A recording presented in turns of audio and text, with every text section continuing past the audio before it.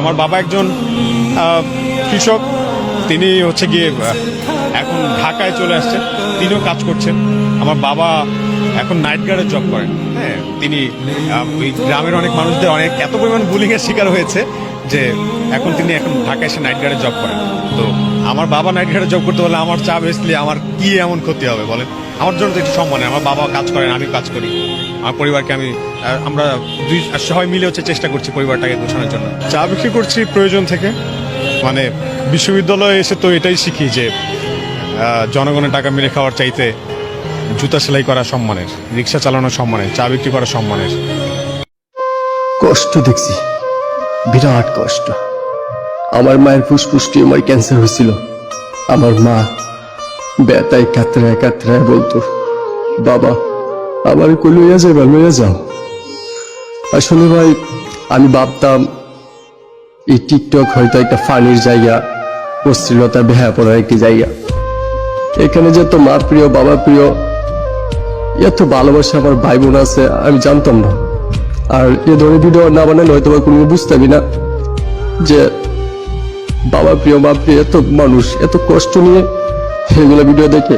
এখন তো আমি ভাবি যে টিকটক তারাই দেখে যাদের অনেক কষ্ট, তারা এই কষ্ট নিবারণ করার জন্যই হয়তোবা এই ধরনের ফানি ভিডিওগুলো দেখে। আর তোমরা যে পরিমাণ বলো বাবার ভিডিও দাও, মায়ের ভিডিও দাও, সেই পরিমাণ ভিডিও হয়তো তোমাদেরকে আমি দিতে পারি না। তাই তোমাদেরকে একটি কথাই বলবো, তোমরা যদি সত্যি আমার ভিডিও দেখতে চাও তাহলে আমার ভিডিওর কমেন্ট বক্সে গিয়ে আমার কমেন্টগুলো পড়ো, আশা করি আরো বেশি ভালো লাগবে। আমি তোমাদের কমেন্টগুলো পড়ে আমি আজকে 3 দিন ধরে ঘুমাতে পারি না। তোমাদের কমেন্টগুলো এতটাই বেদনাদায়ক ছিল। ধন্যবাদ সবাইকে, সবাইকে মূল্যবান জিনিস কি আমি মাথা উঁচু করে বলবো, আমার বাবা।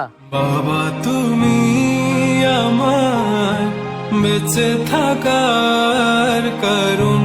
আমি মাঝে মাঝে অনেক গভীর রাতে গাড়ি নিয়ে চলে আসি, বাবার কবর জিয়ারত করে একাই চলে যাই। হ্যাঁ, আমি চাই না অনেকে জানুক, এটা আমার আর আমার বাবার অনুভূতি। আজকে মাসুদ কাকাও বললেন যে বারবারই আমার শুধু বাবার কথাই মনে পড়তেছে। আমি যখন এখানে আসি যতবার, যে আজকে আমি বড় পর্দায় কাজ করছি, আমার বাবা থাকলে মাহলটা আসলে অন্যরকম হতো, সে যে কত খুশি হইতো। তো আমি এই জন্য বলি বারবার যে আমি আমার বাবাকে বুঝতে পারছিলাম 2 সময়। এক, আমি যখন নিজে বাবা হয়েছি, আর যখন বাবা চলে গেছে। তো আপনারা যারা এখানে উপস্থিত আছেন, যে বাবাদের প্রতি যে দায়িত্ব, মার প্রতি যে দায়িত্ব, আমরা অনেক সময় রাগ করি, কিন্তু তারা তাদের জায়গায় সঠিক, এবং তাদেরকে সবসময় না এই যে বুকের ভিতরে রেখে দিবেন, তাদেরকে কখনো হারতে দিবেন না, তাদেরকে কখনো রাগ করতে দিবেন না। কারণ তারা তাদের সময় মতো, সময় উপযোগী, তারা যেভাবে তাদের সেরকম তারা বোঝে। আপনারা হয়তো অনেক ইয়াং, অনেক আগায় গেছেন, কিন্তু তারাও অনেক আধুনিক। তো কখনো বাবা মাকে কষ্ট দিবেন না। তো আজকে আমি এখানে এসে আমি বারবারই অনেকবার ইমোশনাল হয়ে যাচ্ছি, বাবার কথা মনে পড়তেছে। আমার মা মনে হয় একটু ঘুমাচ্ছে হয়তো, আমি অনেকবার ভিডিও কলে কানেক্ট করার চেষ্টা করছি, যে দেখাই যে আজকে যদি বাবা এই জায়গাটায় থাকতো তাহলে সে কত খুশি হতো। মা অঙ্ক বোঝে না, একটা রুটি চাইলে 2টা রুটি নিয়ে আসে। কাজে যাওয়ার সময় 20 টাকা চাইলে পকেটে 50 টাকা ঢুকিয়ে দেয়। আমার মা ইংরেজিও বোঝে না, আই হেট ইউ বললে উল্টো না বুঝে আই লাভ ইউ বলে। মা মিথ্যেবাদী, না খেয়ে বলে খেয়েছি। পেটে ক্ষুধা থাকা সত্ত্বেও নিজে না খেয়ে প্রিয় খাবারটা তার ছেলের জন্য যত্ন করে তুলে রাখে। মা বোকা, সারা জীবন কলুর বলদের মতো রান্নাঘর আর আমাদের ভালো মন্দর পিছনেই কাটিয়ে দেয়। মা চোর, বন্ধুদের সাথে পিকনিকে যাব বলে রাতে বাবার পকেট থেকে টাকা চুরি করে আমাকে দিয়ে যায়। মা নির্লজ্জ, মাকে কতবার বলি আমার জিনিসে যেন হাত না দেয়, তবুও মা নির্লজ্জের মতো আমার এলোমেলো পড়ে থাকা জিনিসগুলো নিজ হাতে গুছিয়ে রাখে। মা বেহায়া, আমি কথা না বললে জোর করে এসে বেহায়ার মতো গায়ে পড়ে কথা বলে। রাতে ঘুমের ঘরে আমাকে দরজা দিয়ে উকি মেরে দেখে যায়।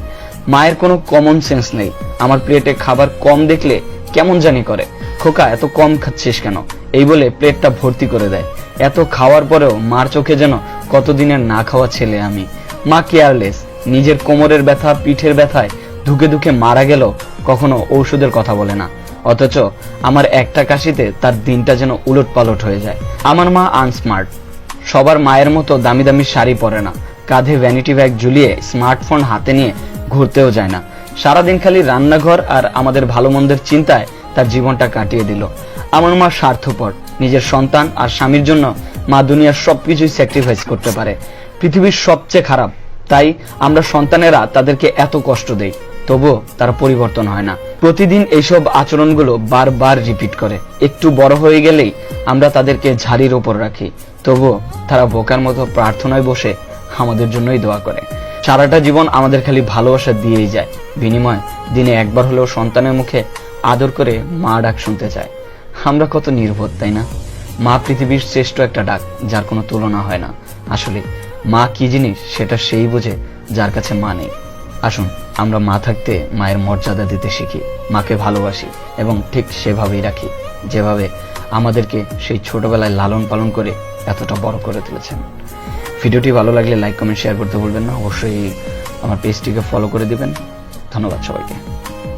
গরিব মায়ের ছেলে আমি, গায়ের রংটাও যে কালো, থাকতো যদি টাকা পয়সা, বাস্তা যে তুমিও ভালো। সত্যি মন ছাড়া যে আর আমার কিছুই নাই, তাই তো আজও তুমি আমাকে ভালোবাসা নাই। বেশি রাত করে মোবাইল চালাইতেছো, কিছুক্ষণ পর পর মা রুমে এসে চিল্লাইতেছে, মোবাইল চাপতে চাপতে চোখ দুইটা অন্ধ বানায় ফেলতেছস। এখন একটু ঘুমাস না? কিন্তু যার মা নাই সে তো আর শুনে না যে বাজান অনেক রাত হয়েছে, এখন একটু ঘুমাস না। রাগার জেদ ধরে বসে আছো, ভাত খাইবা না।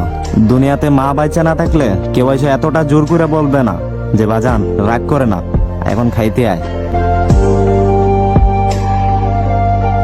বাবা ছেলে দুইজনেরই রাতে ঠিক মতো ঘুম হয় না। ছেলেটা সারা রাত জাগে ফোনে চ্যাট করতে করতে, আর বাবা রাত জাগে সংসার আর ছেলের ভবিষ্যতের চিন্তা করতে করতে। প্রতিদিন রাতে আমার মা আমার রুমে উকি মাইরা দেখে যে আমি ঘুমাইছি নাকি মোবাইল চাপতেছি। মা মনে করে আমি প্রেম করি, আসলে মা তো আর জানে না যে তার পোলার মেসেজই কোনো মায়া সিন করে না। মায়া আমার ছোটকালে সারাদিন ডাকছে কোলে কোলে, বাপ জানে আনছে যদি ভালো একটা খাওন, নিজে না খাইয়া আমারে খাওয়াইছে মা তখন। মায়ের হাতে হাত রেখে শিখাইছে মা হাঁটা। মারে আমি কেমনে বলি, মা যে আমার পুরো দুনিয়াটা। মারে ছাড়া পুরো দুনিয়াটাই লাগে অচল, তাই হাত জোর করে বলতাছি যতদিন মা বাইচে আছে ছাইরেন না মায়ের আচল। মেয়েদের জন্মের পরে বাবা মা স্বপ্ন দেখে কোনো একটা রাজপুত্রের সাথে মেয়ের বিয়ে দেবে, আর ছেলেদের জন্মের পরে বাবা মা স্বপ্ন দেখে ছেলেটাকে প্রতিষ্ঠিত করতে হবে। মেয়েরা একটু বড় হতেই শুরু হয়ে যায় তাদের রূপচর্চা, মেকআপ, ক্রিম, চুড়ি, শাড়ি, এগুলোই আর কি। কিন্তু ছেলেদের ক্ষেত্রে ছেলেরা একটু বড় হতে না হতেই মাথায় ঢুকিয়ে দেওয়া হয় প্রতিষ্ঠিত না হতে পারলে সুন্দরী বউ, গাড়ি বাড়ি কিছুই কপালে জুটবে না। এই যুগের তালে মেয়েদের দরকার রূপ আর আমাদের ছেলেদের দরকার টাকা। হ্যাঁ ভাই, এটাই সত্য।